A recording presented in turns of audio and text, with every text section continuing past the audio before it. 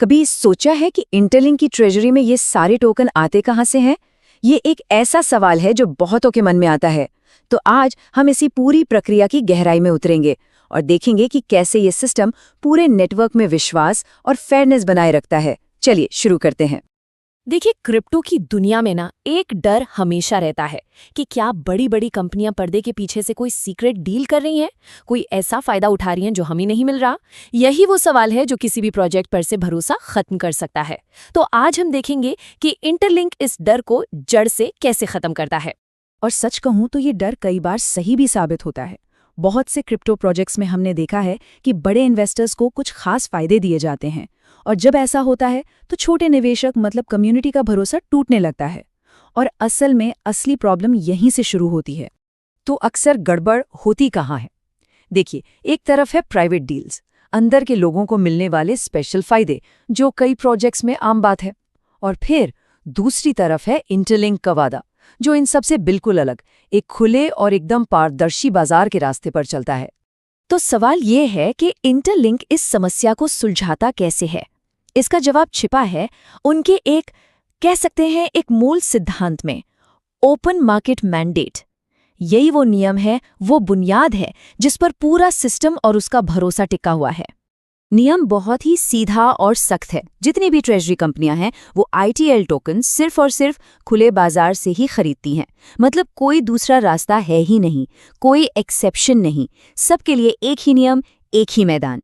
और इंटरलिंक इसे बिल्कुल साफ शब्दों में कहता है, कोई प्राइवेट आवंटन नहीं, कोई बैकडोर डील नहीं और कोई खास अंदरूनी विशेषाधिकार नहीं। ये सिर्फ एक लाइन नहीं है, ये विश्वास की नींव है। इसका सीधा सा मतलब है कि खेल के नियम सबके लिए बिल्कुल बराबर हैं। अच्छा, सिद्धांत तो सुनने में बहुत अच्छा लग रहा है ना, पर ये असल में काम कैसे करता है, मतलब प्रैक्टिकली होता क्या है? आइए इस पूरी प्रोसेस को स्टेप बाय स्टेप समझते हैं। आपने शायद ये शब्द सुना होगा, OTC यानी ओवर द काउंटर। सुनने में ये थोड़ा टेक्निकल लगता है और अक्सर लोगों को कंफ्यूज करता है, लेकिन इंटरलिंक के केस में इसका मतलब बहुत सिंपल है। इसका मतलब बस इतना है कि ये लेन देन खुले बाजार में होता है, ठीक वैसे ही जैसे कोई भी और कर सकता है। इसमें कुछ भी छिपा हुआ या स्पेशल नहीं है। तो पूरी प्रक्रिया है क्या? ये दो बहुत आसान स्टेप्स में होती है। पहला, ट्रेजरी कंपनियां ये तय करती हैं कि उन्हें ITL खरीदना है, और दूसरा, वो इसे सीधे पब्लिक मार्केट से खरीद लेती हैं। बस इतना ही, कोई सीक्रेट डील नहीं, कोई मुश्किल प्रोसेस नहीं, एकदम सीधा और साफ।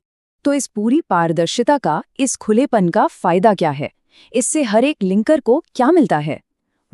इसके 5 बड़े फायदे हैं जो पूरे इकोसिस्टम को कहीं ज्यादा मजबूत और भरोसेमंद बनाते हैं। चलिए इन फायदों पर एक एक करके नजर डालते हैं। पहला, कोई अंदरूनी फायदा नहीं, मतलब खेल का मैदान सबके लिए बराबर है। दूसरा, बिक्री का दबाव कम होता है क्योंकि टोकन सीधे मार्केट से खरीदे जा रहे हैं, इससे कीमत पर अचानक से कोई नेगेटिव असर नहीं पड़ता। तीसरा, कीमत में मजबूती आती है क्योंकि ये बाजार की असली डिमांड को दिखाता है। चौथा, और ये बहुत जरूरी है, भरोसा और पारदर्शिता। जब सब कुछ खुला है तो भरोसा अपने आप बढ़ जाता है। और आखिर में इन सब से इकोसिस्टम का विकास स्वस्थ तरीके से होता है क्योंकि संस्थागत मांग से लिक्विडिटी बढ़ती है, जिससे कम्युनिटी को कोई नुकसान नहीं होता। ये जो निष्पक्ष सिस्टम है ना, ये हर एक पार्टिसिपेंट को, हर एक लिंकर को एक शक्ति देता है।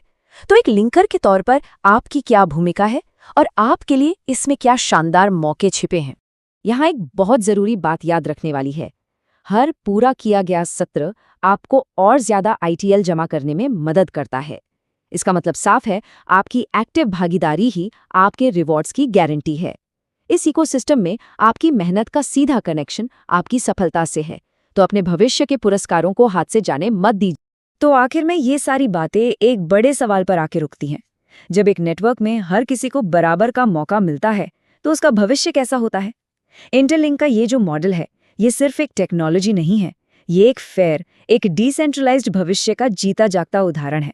इस पर जरूर सोचिएगा।